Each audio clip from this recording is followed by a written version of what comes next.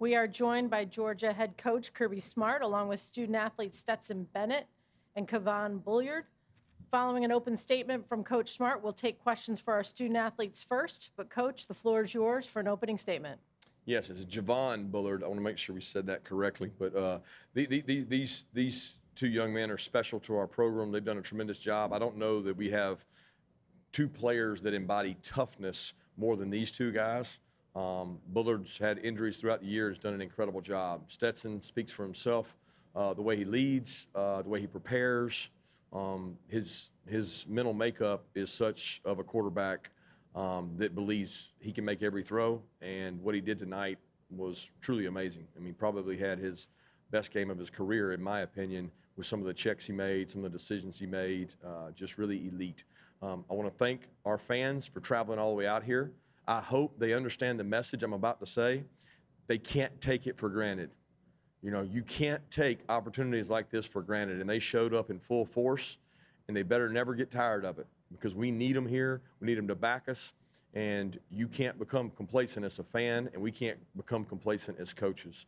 I'd also like to give a shout out to my dad who wasn't able to make it, and he and my mom are back home, and I didn't say anything about them earlier, and I miss them, and I wish they were here to celebrate it with my family and myself, but I know it was the right decision. So I love you, Dad, and love you, Mom. With that, I'll open it up.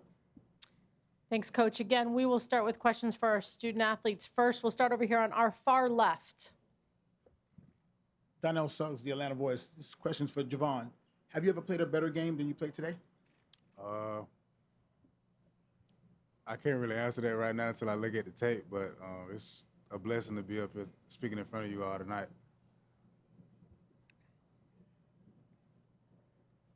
Next question from back here on our right.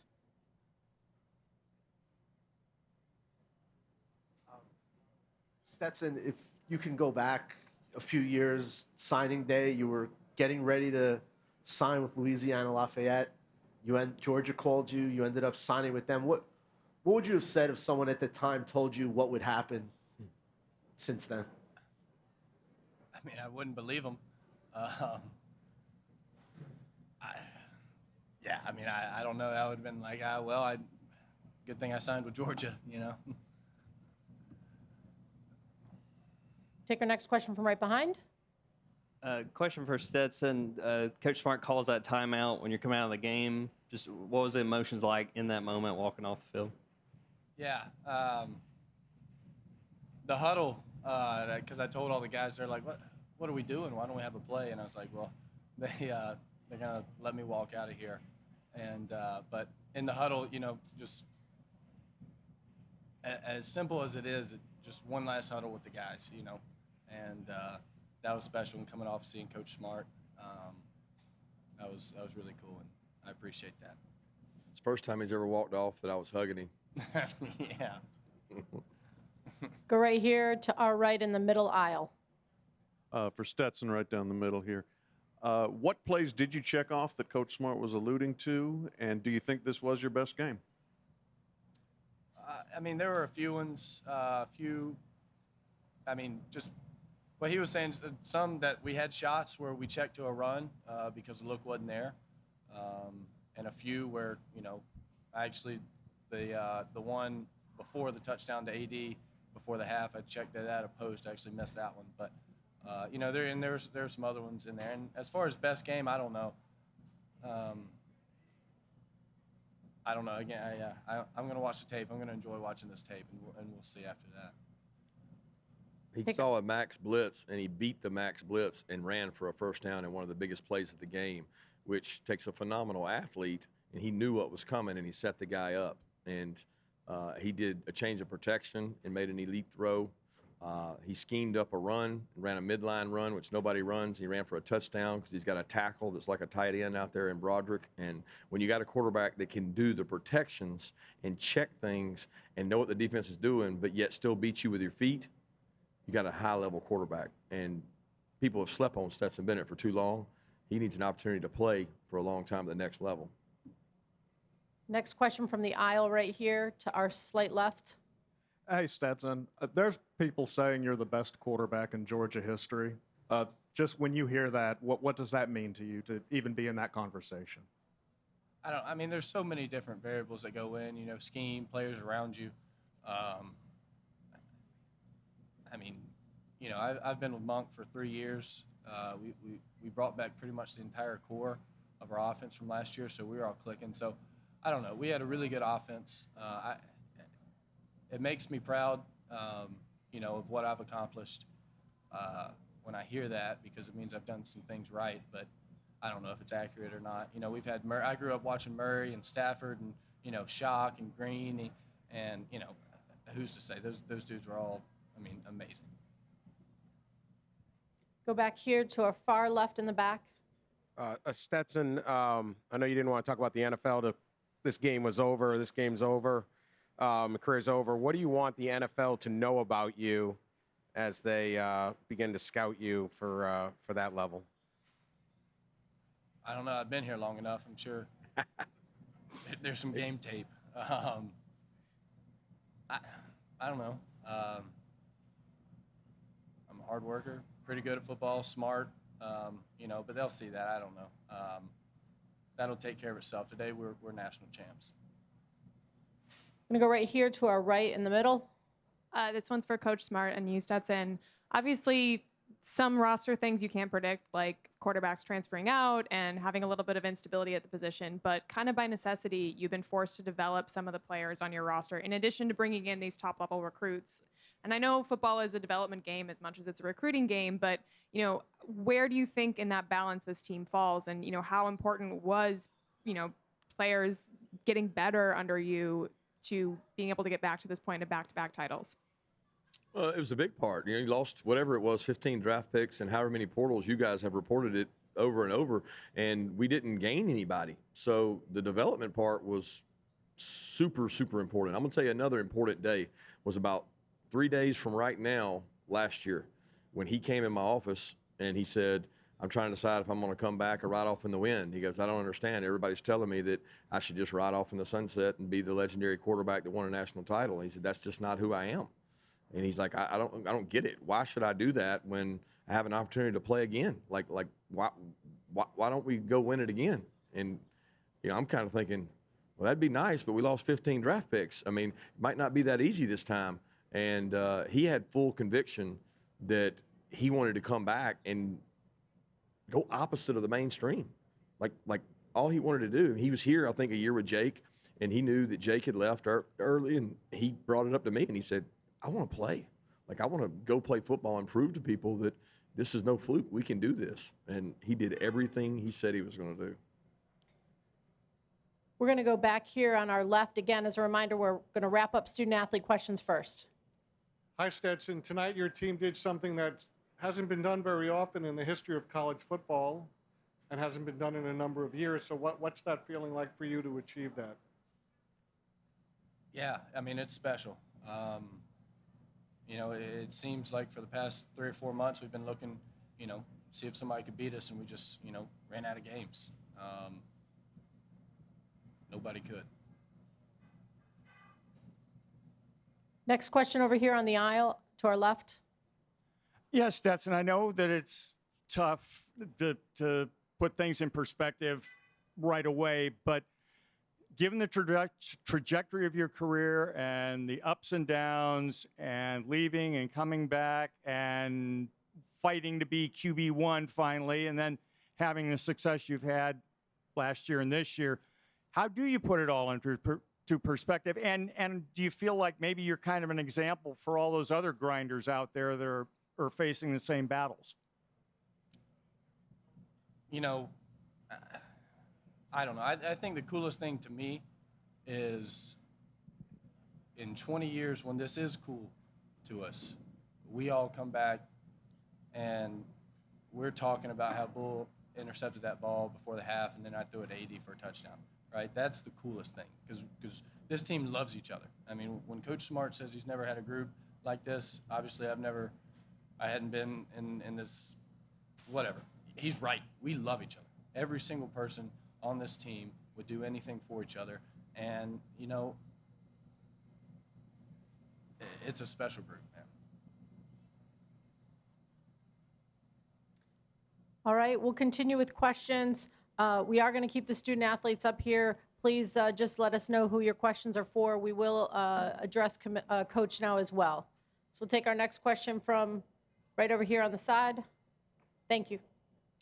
Hey, this is for Javon. I know your days in Milledgeville weren't that long ago, but just a few years ago. Could you have then possibly envisioned the kind of stuff that you were doing out there in the first half tonight? As a kid, you always dream of moments like this. And just to see those moments and accomplishments and things like that come true, it's just a surreal feeling. I'm extremely blessed to be in the position I am, and I just thank God for it every day.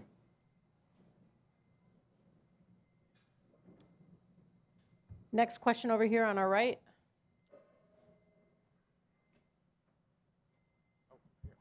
This question is for Kirby. Kirby, two questions. First of all, as I understand it, Stetson would not be eligible to be in the College Football Hall of Fame because he's not an All-American. Is that a rule that should change? And secondly, have you had a chance to talk and connect with your father tonight? I have not connected with my dad. I would love to. I feel bad I didn't take the opportunity when I had TV coverage to say something, but I know he was still watching then. He's probably in bed now. But I promise you, my dad doesn't need any accolades or pats on the back. He hates them. So he gave it to me honest. I can promise you that. But the Hall of Fame thing, I have no idea. I would like to say congratulations to Coach Richt, who got elected in the College Football Hall of Fame today, I think. And I texted him earlier and so happy for him. And he texted back immediately, kicked that ass tonight. And I knew he was behind us and really happy for him. But should this guy go in, that's a long time away. I think 20 years from now when he comes back, we'll be able to talk about that. But again, I don't know those prerequisites. I know he's got GOAT status in Athens, Georgia forever. Go next over here to Bill. Coach, you mentioned not taking things for granted, and I know several players and yourself said that people doubted you this year. Now you'll go into a year where you'll probably be #1 across the board. So what's the biggest challenge for this program? And I know you don't want to talk about a three-peat, but going for that next one.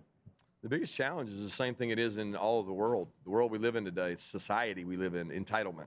So the minute that you think you're entitled to winning games and you don't have to work hard, Coach Dykes and I were talking about it, the uphill battle for those guys is you think that you just inherit success.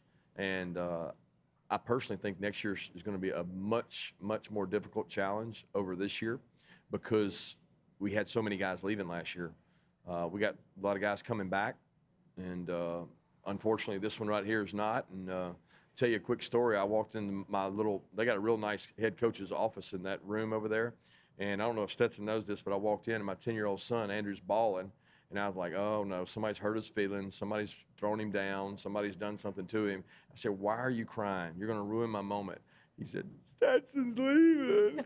Stetson's gone. I said, he's 25 years old. He's got to go. He's got to leave. But he's bawling about Stetson being gone. And, most of our team, we'll have a lot of guys coming back. We're going to lose some really talented guys, probably going to lose some juniors. But the disease that creeps into your program is called entitlement. And I've seen it firsthand. And if you can stomp it out with leadership, then you can stay hungry. And we have a saying around our place, we eat off the floor. And if you're willing to eat off the floor, you can be special. Take our next question from over here on the left. Yeah, Coach, Stetson's the first quarterback in Georgia history to throw for more than 4,000 yards. He's leaving. What's left in the room? Well, we got some good quarterbacks in there. We got one that took his black jersey off and took hits all week so he could be Max. And Gunnar Stockton said, you know what? He said, Coach, take my shirt off. I'll take the hits. Brock Vandergrift's down there learning all year. Carson Beck got a lot of play time and has a lot of composure to come back and be able to play. So those three guys will get to battle it out, and they'll learn a lot. Coach Muckin does an unbelievable job in that room. And he did an unbelievable job with Stetson. And the fact that he's playing in an NFL offense where there's an NFL coordinator who coached NFL quarterbacks should tell people that, he's not going to get marbles in his mouth when he's got to spit out 7-word calls. And a lot of NFL teams like that. Next question from over here on our right. Kirby, you called the timeout when Stetson was coming out. You called the timeout on defense as well when those guys came out. Why was that important to you to do for both of those guys? Because what they've done for this program. You know, I got really emotional, and these guys will tell you before the Ohio State game, and I don't know what got into me. I hadn't been that way in forever. I don't know if it was exhaustion, stress, anxiety, but I got pretty emotional, and I've held it together tonight for the most part. But that moment with the timeouts, seeing Stetson and those defensive players, because, you know, you guys don't see what they sacrifice. You don't see Bullard when his shoulder comes out and he won't put on a black jersey, and they're like, you can't go, Bullard, and he won't come out of practice. And he's still out there hitting people. His shoulder comes out tonight, his collarbone, and he just stays in the game. He's like, you know, he embodies what our culture is, which is toughness. And I have a very serious appreciation for that, because they do it for a university I love. And it means a ton to me when they sacrifice like that for our university. Back over here to our left in the middle. For Coach Smart or Stetson, you guys walked off the podium together deep in conversation. What were you guys talking about after all you've been through? I have no idea. Probably what he's going to do tonight and making sure he doesn't get anything that pappy. I mean, he is 25, so I can't. Jesus. Come on.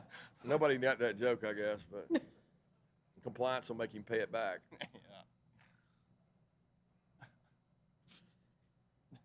Any other questions? We'll go to Ivan in the middle back. Kirby, why was this so easy? I don't have an answer for that.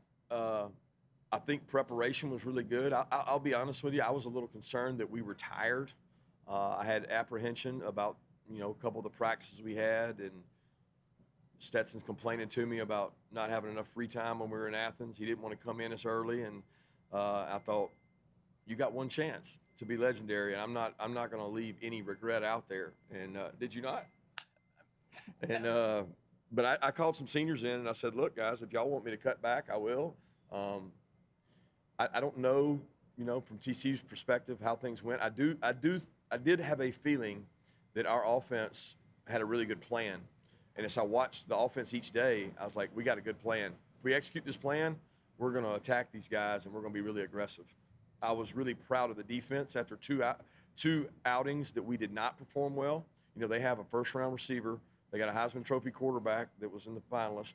And I thought our defense really performed well tonight when their back's against the wall.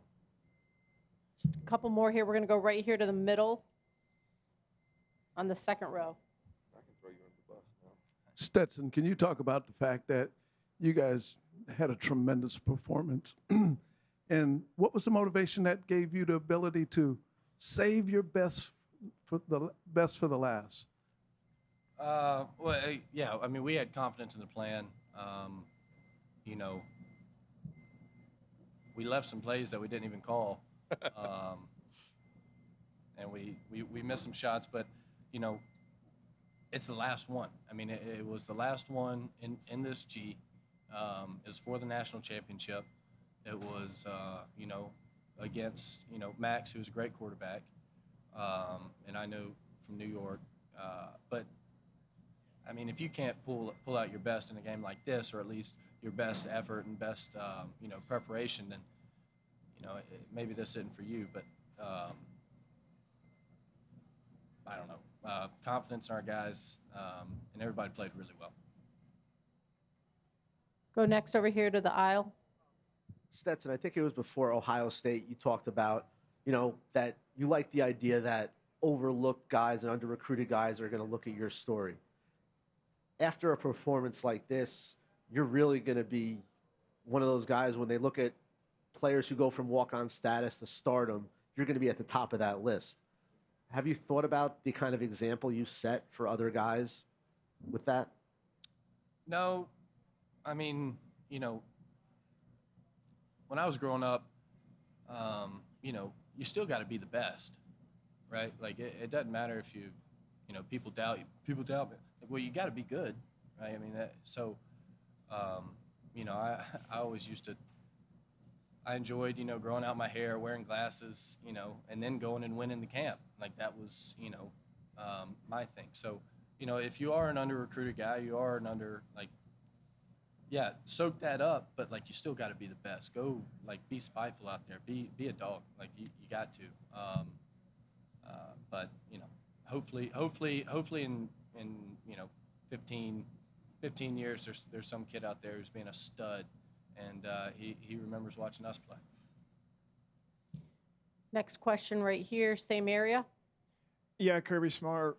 What's the significance of this team going 15-0 mean to you, and why was this team able to do that?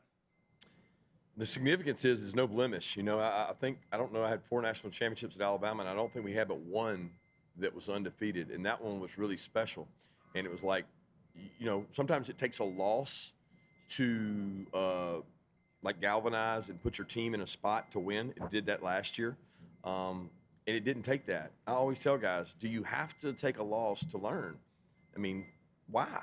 You know, like it doesn't take that to learn that. And this team was special because they didn't have the flaw. They had, you know, 2 games in which they came back in the fourth quarter, Missouri and Ohio State, with incredible comebacks and led by, you know, Stetson in the offense. So it makes it more special, I think, when you come back and look at it, because when you want to compare teams, you'll say, hey, look at this team. You know, there's some parts of me that think if the team last year played this year's team probably had more talent on it. But this year's team was different. Like, they just had this eye of the tiger. They weren't going to lose. All the way on our left in the way back.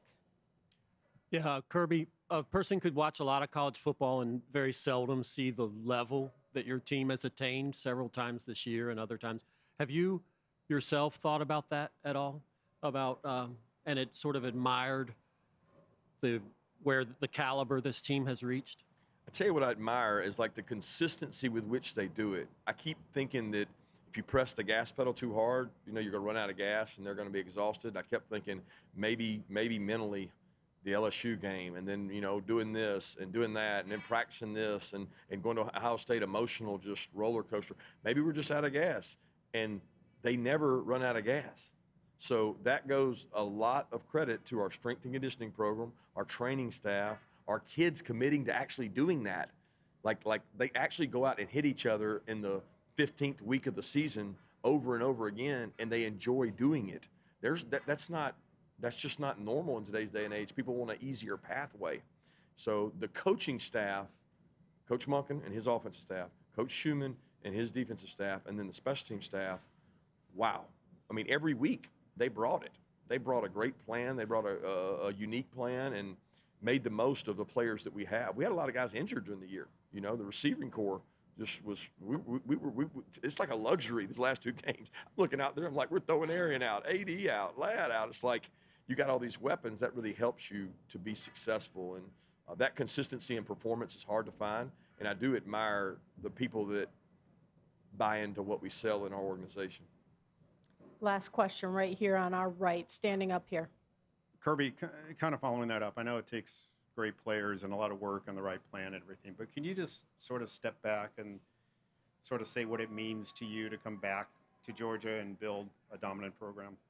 Yeah, it means everything. The University of Georgia meant so much to me, and I'll never forget the speech I heard Billy Payne give and how much Georgia meant. He met his wife there, and he gave back to the University of Georgia every way possible. He helped bring the Olympics, and then when you say all he wants to do is give back to a university that gave to him, I wouldn't be who I am today without the University of Georgia. I was lucky to get a chance to go to University of Georgia, you know, and I want to give back to a place that has meant so much to my life and to my family's life and has given so much to us. So I don't think you can do that without honoring them with how you work and the standard you try to set. And that's my selling point.